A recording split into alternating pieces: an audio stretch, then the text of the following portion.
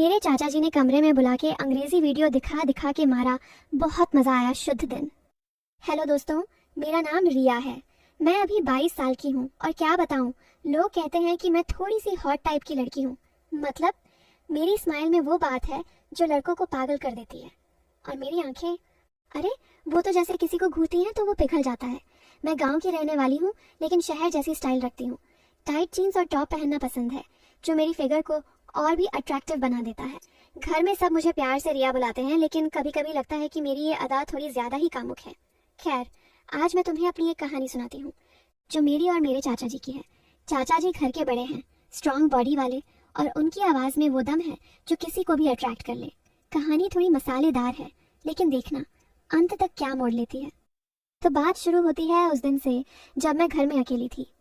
Mummy papa शहर गए थे किसी काम से और चाचा जी घर पर ही थे क्योंकि उनका काम गांव में ही है, खेती बाड़ी देखते हैं। मैं ऊपर की मंजिल पर अपने कमरे में थी और कुछ नया ट्राई कर रही थी। मैंने एक नई ड्रेस खरीदी थी, वो थोड़ी शॉर्ट वाली जो घुटनों से ऊपर आती है। मैं आईने के सामने खड़ी होकर देख रही थी कि कैसी लग रही हूँ। अचानक चाचा जी की आवाज़ आई नीचे से, रिया बेटा जरा नीचे आना, कुछ बात करनी है। उनकी आवाज़ सुनकर मेरे दिल में एक अजीब सी हलचल हुई। मैंने सोचा क्या बात होगी। मैं वैसे ही ड्रेस में नीचे गई क्योंकि बदलने का टाइम नहीं था। चाचा जी हॉल में बैठे थे और मुझे देखकर उनकी आंखें थोड़ी चमक गईं। वाह रिया, आज तो तू बड़ी स्मार्ट लग रही है, उन्होंने कहा और उनकी नज़र मेरी ड्रेस पर रुकी। मैंने मुस्कुराकर कहा, चाचा जी ये नहीं है, कैसी लगी, फिट तो है ना? वो हंसे और बोले, हाँ बेटा बहुत फिट है, इतनी कि आंखें हटती ही नहीं। उनकी बात में डबल मीनिंग था, लेकिन मैंने इग्नोर किया। मैं उनके पास सोफे पर बैठ गई और वो बोले, बेटा तुझे कुछ सिखाना है जो तेरे लिए ज़रूरी है। मैं थोड़ी कंफ्यूज हुई लेकिन उत्सुक भी।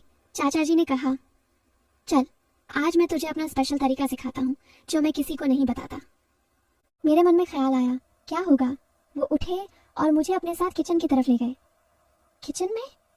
मैंने सोचा शायद कुछ कुकिंग, लेकिन वो बोले, रिया देख, जीवन में सब कुछ बैलेंस में रखना पड़ता है। जैसे ये मसाले, अगर ज्यादा डालो तो स्वाद बिगड़ जाता है। वो मसालों की डिब्बी उठाकर दिखा रहे थे, लेकिन उनकी उंगलियां मेरे हाथ को छू रही थी। देखो ये लाल मिर्च कितनी हॉट है, उन्होंने कहा और मुझे देखकर मुस्कुराए। मैंने कहा, हाँ चाचा जी, हॉट चीजें तो मुझे भी पसंद है। वो हंसे, अच्छा तो आज मैं तुझे हॉट बनाना सिखाता हूँ, मतलब हॉट चाय। हम दोनों हंस पड़े, लेकिन उनकी बातों में वो मसाला था जो मुझे सोचने पर मजबूर कर रहा था। हम किचन में ही बातें करने लगे और चाचा जी ने चाय बनानी शुरू की। उनकी बॉडी मेरे पास आ रही थी जैसे स्पेस कम हो। रिया तू कितनी ग्रो कर गई है, उन्होंने कहा और मेरे कंधे पर हाथ रखा।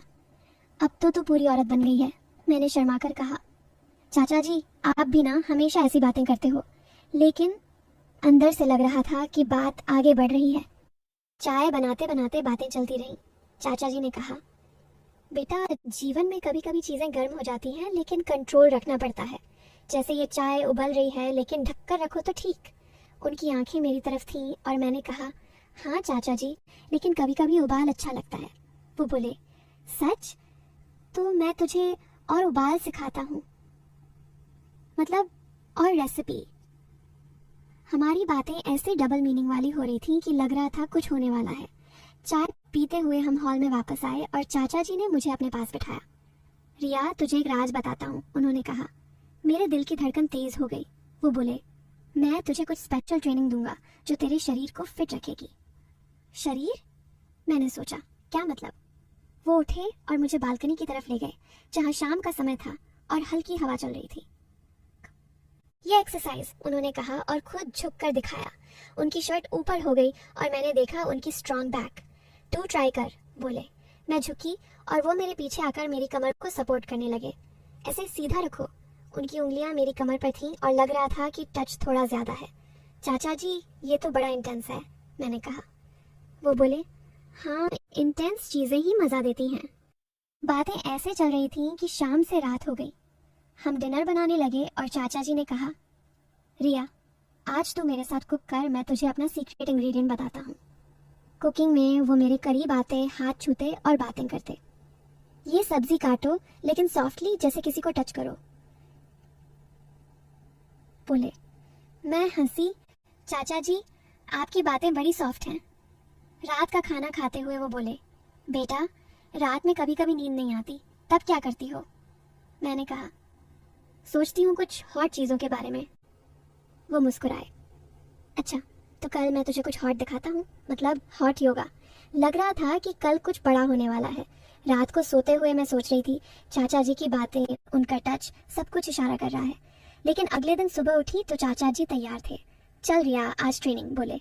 हम घर के पीछे वाले गार्डन में गए जहाँ कोई नहीं आता। वो बोले, ये स्पेशल एक्सरसाइजेस है जो बॉडी को टाइट रखती है। हमने शुरू किया और उनकी मदद से मैं पोज बना रही थी। उनका हाथ मेरे बॉडी पर, यहाँ प्रेस करो, बोले। टेंशन बढ़ रही थी, लग रहा था अब कुछ होगा। लेकिन तभी चाचा जी रुके और बोले, रिया अब असली बात बताता हूँ। ये सब मैं तुझे इसलिए सिखा रहा हूँ क्योंकि मैंने देखा है तू शहर की तरफ आकर्षित हो रही है, गलत संगत में पड़ सकती है। मैं तुझे फिट रखना चाहता हूँ ताकि तू मजबूत बने। वो राजा ये है कि मैं एक योगा टीचर हूँ, लेकिन गाँव में किसी को नहीं बताता। मैं तुझे ट्रेन कर रहा हूँ ताकि तू अपनी लाइफ में बैलेंस रखे और कोई गलत रास्ता ना चुन ले। मैं हैरान हो गई। सारी बातें, वो डबल मीनिंग सब योगा और लाइफ बैलेंस के बारे में थी। चाचा जी ने कहा, अरे बेटा, तेरा दुनिया में थार के लोग बहुत हैं, लेकिन मैं तुझे बचाना चाहता हूँ। ये ट्रेनिंग तेरे लिए है ताकि तू खुद को हैंडल कर सके। मैंने उन्हें गले लगा लिया और समझ गई कि उनकी हर बात में प्यार था, ना कि कुछ और। अब मैं रोज उनके साथ प्रैक्टिस करती हूँ और लगता है कि जीवन कितना सुंदर है। थार की सोच वाले भी अब समझेंगे कि असली मजा बैलेंस में है, ना कि गलत इरादों में।